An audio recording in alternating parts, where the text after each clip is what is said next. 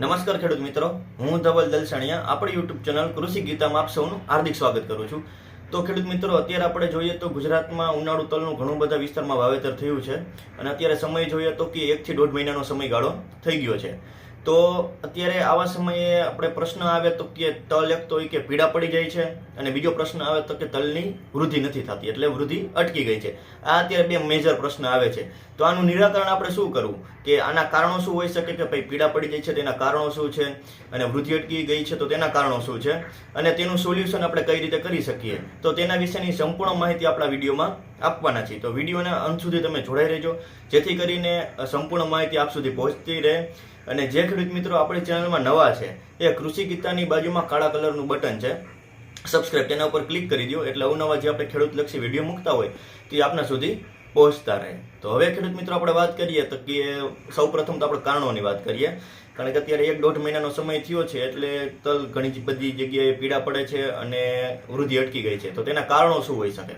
તો સૌ પ્રથમ તો પેલું કારણ કે આપણી જે જમીન છે એ હાર્ડ બની ગઈ છે. આ પેલું કારણ. હવે આપણે બધા ખ્યાલ જ છે કે ઘણા બધા વર્ષોથી રાસાયણિક ખાતરનો ઉપયોગ કરી તો તેના કારણે આ પ્રશ્ન આવે. એના કારણે આપણી જમીન હાર્ડ બની ગઈ છે, એટલે જે તલ છે તો તલના જે મૂળ છે એ અંદર સુધી પ્રસરતા નથી, અને જે જમીનની અંદર ન્યુટ્રિયન્ટ છે એ વ્યવસ્થિત રીતે ટેકઅપ નથી કરી શકતા, કે લઈ નથી શકતા છોડવો. એના કારણે શું થાય કે વૃદ્ધિ અટકી જાય અને છોડવો છે એ પીળો બનતો હોય. એટલે આ એક જમીન હાર્ડ બની ગઈ છે, એનું કારણ છે. હવે બીજું કારણની વાત કરીએ તો કે પોષક તત્વોની ખામી. હવે એ આપણે કઈ રીતે ખબર પડશે કે કયા પોષક તત્વોની ખામી છે જેના કારણે આ છોડ પીળો પડે છે? હવે એમાં બે રીતે આપણે નક્કી થાય. હવે ઉપરથી જે નવા પાંદડા આવે, ટૂંકમાં જે છોડ છે એના જે ઉપરના પાંદડા જે નવા કૂપળો ફૂટતી હોય, જો એ પીળાશ પડતી હોય ને તો એનું ટૂંકમાં ખામી હશે ફેરસ અને સલ્ફરની ખામીને કારણે જે ઉપરના પાંદડા પીળા પડતા હોય. હવે બીજું તો કે નીચેથી પાંદડા પીળા પડે, કે જે મૂળ છે મૂળની નજીક, એટલે જમીનથી જે નજીકના પાંદડા છે એ જો પીળા પડતા હોય અને કિનારી ખાલી પીળી પડતી હોય પાંદડાની, તો સમજવું કે એનપીકેની ખામી છે. ટૂંકમાં આ રીતે આપણે ખ્યાલ આવે કે પોષક તત્વોની આ ખામી છે. હવે ચોથું તો કે ભેજની અછત. ઘણીવાર શું થતું હોય કે આપણે પાણી જે આપણે પિયત આપતા હોય તો એમાં વહેલા મોડું થાય, તો તેના કારણે પણ આપણે પીળાશ પડતા થઈ જાય. હવે એમાં જ ખાસ કરીને જે મહત્વનું પિયત છે ને ત્રીજું પિયત છે. એટલે જે ત્રીજું પિયત છે ને એ ક્યારે આપવું એ મહત્વનું છે.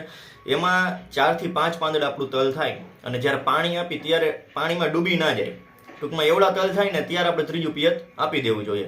અને તે પછીના જે રેગ્યુલર પિયત છે આપણી જમીનની કેટલી કેપેસિટી છે, ટૂંકમાં વોટર હોલ્ડિંગ કેપેસિટી, એ મુજબ ટૂંકમાં જેમ ભેજની જરૂરિયાત પડે એવી રીતે આપણે પાછળના પિયત આપવા જોઈએ.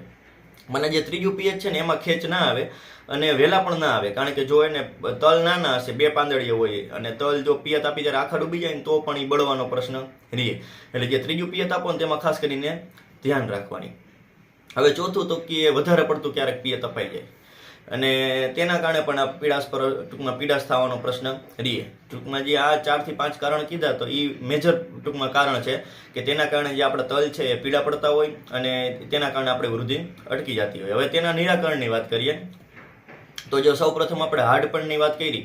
હવે હાર્ડપણ છે એ તો અત્યારે ડાયરેક્ટ આપણે જે જમીન પહોંચી નથી થવાની, પણ તેના માટે આપણે શું કરી શકાય કે જે રાસાયણિક ખાતરનો ઉપયોગ વધારે પડતો કરી છે તો તેના લીધે આપણે વધારે આ પ્રશ્ન રહીએ.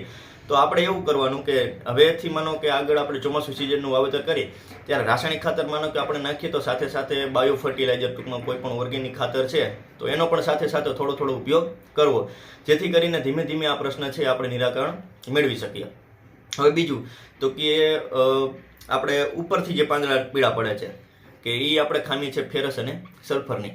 તો એના માટે આપણે ખામીને ટૂંકમાં પોષક તત્વોની ખામીને ફિલઅપ કરવા માટે ફેરસ સલ્ફેટ આવે ખાતર, તો એ 60 થી 80 ગ્રામ પ્રતિ પંપના પ્રમાણથી છંટકાવ કરી દેવાનો, જેથી કરીને તેનું આપણે નિરાકરણ મળશે. પછી બીજું કે એનપીકેની ખામી, કે જે નીચેથી ટૂંકમાં પાંદડા પીળા પડે છે, કિનારી પીળી પડે છે, તો એ એનપીકેના ખામીને લીધે પડતા હોય. તો તેમાં આપણે શું કરી શકાય તો કે એક તો આપણે નેનો યુરિયા છે અને જિબ્રેલિક એસિડ, ટૂંકમાં 2 ઉપરથી છંટકાવ કરી શકાય. અને 35 થી 40 દિવસમાં જો તલ થઈ ગયા હોય તો નીચેથી આપણે યુરિયા પ્લસ સલ્ફર આપણે આપી શકાય. તેલબિયા વર્ગનો આપણો તલ છે એ પાક છે, એટલે સલ્ફર આપવાથી પણ જે તેલની ટકાવારીમાં ઘણો બધો ફાયદો થાય. એટલે ઉપરથી જે નેનો યુરિયા આપણે છંટકાવની વાત છે તો એમાં નેનો યુરિયાનું પ્રમાણ 40 થી 50 ml રાખવાનું પ્રતિ પંપના પ્રમાણથી, અને પ્લસ જિબ્રેલિક એસિડ 0.001% આવે એ બેને મિક્સ કરીને આપણે છંટકાવ કરી દેવાનો. અને આગ્રહ એવો રાખવાનો કે જ્યારે નેનો યુરિયા આપણે છંટકાવ કરતા હોય ત્યારે જમીનમાં ભેજ હોય અને આપણે ઉપરથી છંટકાવ કરી કાં વહેલી સવારે કરી દઈ અને તડકો થોડોક બપોર પછી ઓછો થાય ત્યારે છંટકાવ કરી તો એમાં સારામાં સારું રિઝલ્ટ મળે. અને જે નીચેથી યુરિયા અને સલ્ફરની વાત કરી એના પ્રમાણની વાત કરું ને તો કે જે યુરિયા છે એ 16 ગુઠ્ઠાના વીઘા પ્રમાણે આપણે 13 થી 14 કિલો રાખવાનું અને સલ્ફર છે એ 1.5 થી 2 કિલો. આ બંને મિક્સ કરીને આપણે ખાતરની એપ્લિકેશન કરી દેવાની. ટૂંકમાં આ વાત થઈ. પછી યુમિક એસિડનો પણ છંટકાવ કરી શકાય. યુમિક એસિડ હવે ઘણા બધા પ્રકારના માર્કેટમાં આવે, બરોબર. એટલે આપણે માનો કે જે સુટેબલ હોય આગળ આપણે વપરાશ કર્યું હોય ને એનું રિઝલ્ટ જો આપણે મળતું હોય તો એ યુમિક એસિડનો છંટકાવ કરવાનો આગ્રહ રાખવો. તો ટૂંકમાં આ જે બધા સજેશન કીધા કે એ બધું આપણે કરશું તો એનાથી શું થશે તો કે એક તો આપણે જે પીડા પડી જાય છે તલ તો એમાં સુધારો આવશે અને બીજું તો કે જે વૃદ્ધિ અટકી ગઈ છે એ પણ વૃદ્ધિ થવા માંડશે. પણ હવે જો ખાતર છે તો ખાતરમાં એવું થશે કે ખાતર આપણે નાખીને જો જે લોકોને જમીન હાર્ડ હશે તો એ કેચઅપ કરી શકતા નથી છોડ.